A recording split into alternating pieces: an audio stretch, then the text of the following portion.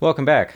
Let's talk about DreamWorks. It feels to me like DreamWorks has lost its corporate and also artistic identity. And that's mostly a subjective take, but at the same time we have a couple of sort of real-world clues that are helping me out in this case, because their most recent feature film release, Ruby Gillman, has not been doing well. Like, it just hasn't been cutting it so far at the box office. I'll get into why that's significant to sort of the overall identity of DreamWorks soon enough. But basically, I've been thinking about this lately. I've been trying to figure out what DreamWorks means to me and like how it relates to my taste in animation. And it's interesting too because, I don't know, the timing here is weird because it was just 6 or 7 months ago that we were all watching and loving Puss in Boots: The Last Wish, and now I find myself wondering what the future of the studio looks like. Apart from this being just an interesting thing to talk about in general, it also happens to be taking place at a moment in animation history where plenty of other studios, one studio in particular that I can think of, continues to prove that an animated movie does not need to be expensive and it does not need to be good to be extremely financially successful. Also, I think we just have to talk about all this stuff because Shrek. Shrek refuses to die. It seems that the studio is set on rebooting that franchise more or less completely. So we're looking down the barrel of another 20 years of Shrek, and I just needed a moment to process that.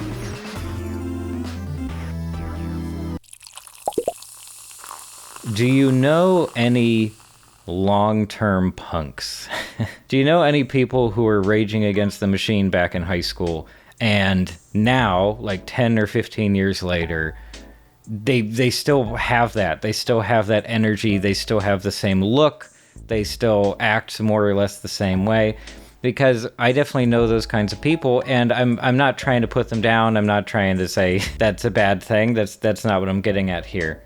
But I think it's hard to keep up that kind of look, mindset, whatever, as you get older, because, you know, as you become a real adult, you have to take care of yourself, you have more responsibilities, you learn that, you know, the world you used to feel very angry and angsty about back in the day is much more complex. I think that DreamWorks, as a studio, is an aging punk, because 25 years ago, it had a reason to be. More specifically, it had something to oppose. So if you don't know the basic story of how DreamWorks came about, it was founded by SKG, that used to be under the logo, and that stood for Spielberg, Katzenberg, and Geffen. Steven Spielberg, you've probably heard of that guy before. David Geffen is of Geffen Records, so he was a music guy. In other words, he had a lot of money to invest in the project.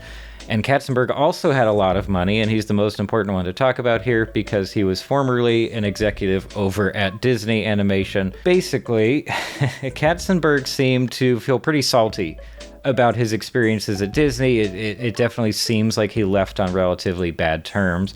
And that's not just like the scuttlebutt, that's not just based on rumor and reporting. This is also something that is incredibly clear in Shrek, and plenty of people have pointed to this before, so I won't linger on it for too long. But there are a lot of things in that movie that are direct jabs at Disney. They're kind of mocking the idea of, you know, mining these really wholesome old fairy tales and sanitizing them to a certain degree. They're mocking elements of Disney's company culture and their brand identity with the fake little Disneyland display when they're arriving at Duloc. There were very clear signs that Katzenberg and also probably some of the other people that he managed to snipe from Disney and bring over to DreamWorks, there were things that they maybe didn't like so much about Disney. They probably, you know, had a few reasons for wanting to do things differently. And the point here is that the early days of DreamWorks, to me, feel really highly motivated. This was clearly a group of people who wanted to do something different, and they did it. They created their own smash hit franchise. They have since created several more of those. They made, you know, original stuff that's considered weird. They also made a bunch of bad stuff or riskier projects that Disney would just have not touched at all. Certainly not in like the late 90s and early 2000s. But all of that was a long time ago. We just have to accept this, that times have changed, and believe it or not, DreamWorks has changed with them. It is not the new kid on the block anymore. This studio is not exactly the punk that it once was. The mohawk has drooped a little bit. In the process of this transition, I think it's kind of lost its identity. Okay, so do you remember that new DreamWorks studio logo? It might have been shown off for the first time in front of the Puss in Boots, The Last Wish. Don't quite remember. Either way, here it is. You can see some visuals. They highlight some of their biggest properties, and apparently it's created in a way where they can slot in other properties as they like. They can update it over time. The thing is that when you look more closely at this logo as it stands right now, there's something kind of off about it. So the problem for me is I just cannot manage to find the pattern here. Can you find the pattern? Look at these properties right now. What do they have in common? Okay, they're all made by DreamWorks. Very obvious, very funny of you to point that out. Thank you very much. They're all animated movies. Yes, you're a very funny person. I appreciate that. And I don't know, some are franchises, some seem to be one-offs.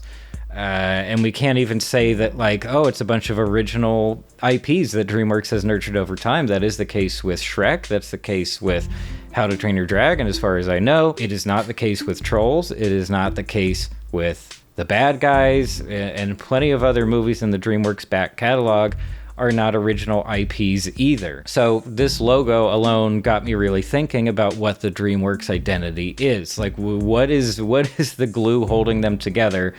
What are their motivations for making movies? What are they trying to make movies about? Did a little bit of research, and I did not get any help at all from the DreamWorks official website, because this is what it says on their About page. We tell stories about dreams and the journeys our unconventional heroes take to make them come true.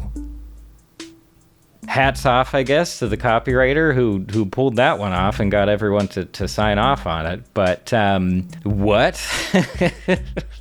Like, if someone said that to you in real life, I think the correct response would be, what do you mean by that? Like, it's extremely broad, and because it's so broad, like, it does accurately apply to a bunch of DreamWorks movies. Okay. But it also is pretty accurate for describing every Pixar movie. It also describes basically every animated Disney movie in the modern age. It even describes the Illumination movies. It is not actually saying something unique about what DreamWorks is and what DreamWorks makes. And I'm not bringing up any of this stuff to say that DreamWorks is like on the decline.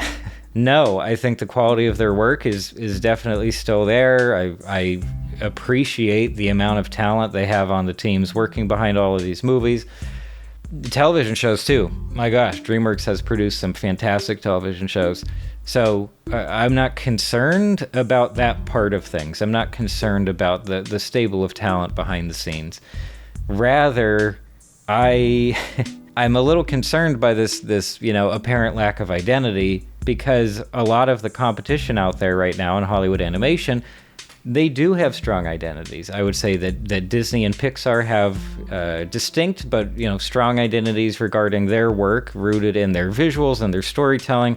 Illumination has an identity not based so much in the content of their movies as just like their business model and their budgeting. But hey, it is still an identity. Like, a lot of people still, know them specifically for that. And because DreamWorks, for many years now, has straddled the line between doing original work and licensed work, I'm also kind of worried that, like, shareholders and decision makers within the company are going to take the recent trend of original animated films not doing very well compared to licensed movies. I'm afraid they're going to take that as gospel and vote to really put all their eggs into the basket of more licensed work, more existing IPs, And we already have too much of that, in my opinion. I just don't think that results in a lot of original and creative stuff. And again, this is not where we are right now. Like, things have not gone south. DreamWorks isn't on the way out.